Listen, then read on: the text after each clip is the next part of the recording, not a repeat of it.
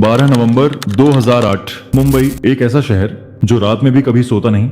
सड़कों पर भीड़ थी, होटल्स रोशनी से चमक रहे थे, लोग अपनी जिंदगी में व्यस्त थे। किसी को अंदाजा भी नहीं था कि कुछ ही घंटों में पूरा शहर डर और आग में बदलने वाला है। रात का समय, अरब सागर की लहरों के बीच कुछ लोग चुपचाप मुंबई की तरफ बढ़ रहे थे। उनके चेहरे शांत थे, लेकिन उनके इरादे बेहद खतरनाक। मुंबई के लोगों के लिए ये बस एक सामान्य रात थी। कोई रेलवे स्टेशन पर सफर कर रहा था, कोई होटल में खाना खा रहा था, तो कोई अपने परिवार के साथ समय बिता रहा था। लेकिन फिर अचानक गोलियों की आवाज गूंज उठी। छत्रपति शिवाजी टर्मिनस, जहां हर दिन हजारों लोग आते जाते थे, कुछ ही सेकंड में वह जगह चीखों और अफरा तफरी से भर गई। लोग इधर उधर भागने लगे। किसी को समझ नहीं आ रहा था कि आखिर हो क्या रहा है। और यह तो बस शुरुआत थी। मुंबई के अलग अलग हिस्सों में एक साथ हमले शुरू हो चुके थे। लेपर्ड कैफे, नरीमन हाउस और फिर ताज hotel, Taj Mahal palace hotel, Mumbai की पहचान। समुद्र किनारे खड़ा वो शानदार होटल जहां उस रात कई मेहमान मौजूद थे। कुछ लोग डिनर कर रहे थे, कुछ अपने कमरों में आराम कर रहे थे और कुछ लोग बिजनेस मीटिंग में थे। तभी होटल के अंदर गोलियों की आवाज गूंज उठी। पहले लोगों को लगा पूरा होटल डर से भर गया। लोग जान बचाने के लिए भागने लगे। हर तरफ चीखें थीं, टूटते शीशों की आवाज और गोलियों की गूंज। धीरे धीरे होटल के अंदर आग फैलने लगी। धुआं पूरे ताज होटल में भर गया। कई लोग कमरों में फंस गए। कुछ लोग खिड़कियों के पास खड़े होकर मदद का इंतजार कर रहे थे। कुछ अपने परिवार वालों को आखिरी बार फोन कर रहे थे। पूरा देश टीवी पर यह सब लाइव देख रहा था। हर न्यूज चैनल पर सिर्फ एक ही खबर थी, मुंबई अंडर अटैक। पुलिस और इमरजेंसी टीम्स तुरंत मौके पर पहुंची, लेकिन सिचुएशन बहुत डेंजरस थी। अटैकर्स पूरी तैयारी के साथ आए थे। उनके पास हथियार थे, ग्रेनेड्स थे और पूरा प्लान पहले से तैयार था। मुंबई पुलिस ने लोगों को बचाने की पूरी कोशिश की।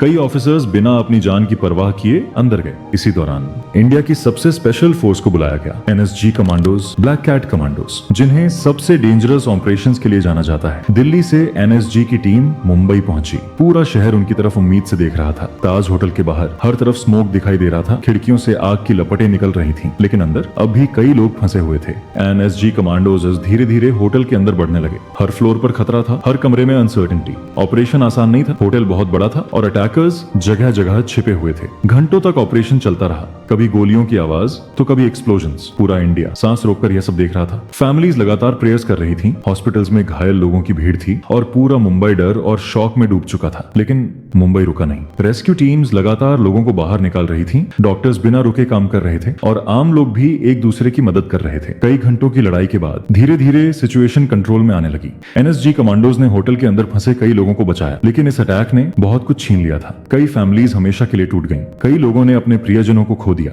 जब ऑपरेशन खत्म हुआ, ताज होटल का एक हिस्सा जल चुका था। सड़कों पर सन्नाटा था और पूरा देश इमोशनल था। लेकिन इस ट्रेजेडी ने एक चीज फिर साबित कर दी कि चाहे हालात कितने भी मुश्किल क्यों ना हो, मुंबई कभी हार नहीं मानता। कुछ दिनों बाद धीरे धीरे लोग वापस अपनी जिंदगी में लौटने लगे। ताज होटल को फिर से तैयार किया गया और मुंबई एक बार फिर खड़ा हो गया। 26/11 अटैक इंडिया के हिस्ट्री के सबसे दर्दनाक चैप्टर्स में से एक माना जाता है। यह सिर्फ एक टेरर अटैक नहीं था, यह उन लोगों की कहानी थी जिन्होंने डर के बीच भी हिम्मत नहीं छोड़ी। आज भी जब 26 नवंबर आता है, लोग उस रात को याद करते हैं। वो आग, वो डर, वो आवाजें और उन हीरोज को जिन्होंने लोगों की जान बचाने के लिए अपनी जान दांव पर लगा दी। ताज होटल आज भी मुंबई में खड़ा है, लेकिन उसकी दीवारें आज भी उस रात की कहानी सुनाती हैं। यह थी कहानी 26/11 मुंबई अटैक की। एक ऐसी रात जिसने पूरे इंडिया को हिला दिया था।